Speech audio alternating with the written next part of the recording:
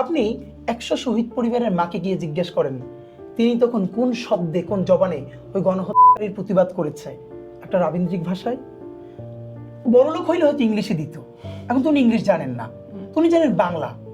আমরা একটা বই বের করছি, এই বইটা প্রচন্ডই করছে যে জুলাইয়ের গ্রাফিতি ও গাইল সমগ্র।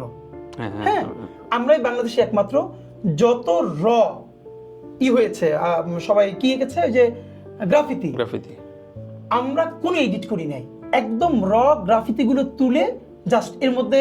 তো অনেকে বললো যে ভাই গালিগালাজ, আমি বললাম এইটাকে আমরা এডিট করবো নাকি এগুলো মানুষ তখন দিয়েছে নাকি আন্দোলনের পরে লিখেছে? এর মানে তখন লিখেছি তো, আপনি এখনো শাহবাগ থেকে টিএসসিজিতে রাস্তার ফাঁকে এসব পাবেন।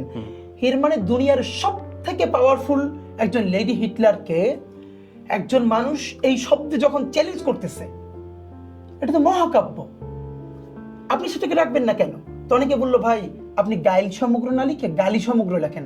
আমি বললাম এটি আমাদের সচেতন পলিটিক্স, মানুষ তখন গালি বলে না, বলেছে গাইল দেই তারে।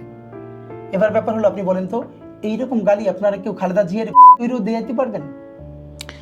মানে হলো, এবং আরেকটা মজার ব্যাপার হলো, এই যে দেখেন আজকে বেগম জিয়া অসুস্থ, এমন কোন রাজনৈতিক দল মত নাই তার জন্য দোয়া করতেছে না।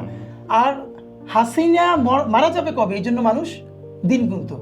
তো আপনি ফ্যাক্ট হলো গালি দুনিয়ায় ছিল। আর এখন আমি যেহেতু ইউনিভার্সিটিতে পড়াই, আমি আপনার সাথে একাডেমিক ডিসকাশন হইলে যে পুরো ওয়েস্টে ইসলাম কিভাবে ওই বিষয়টা আসতাম, মুক্তির কাব্য হয়ে উঠছে, এরকম 100টা গল্প আমি বলতে পারছি।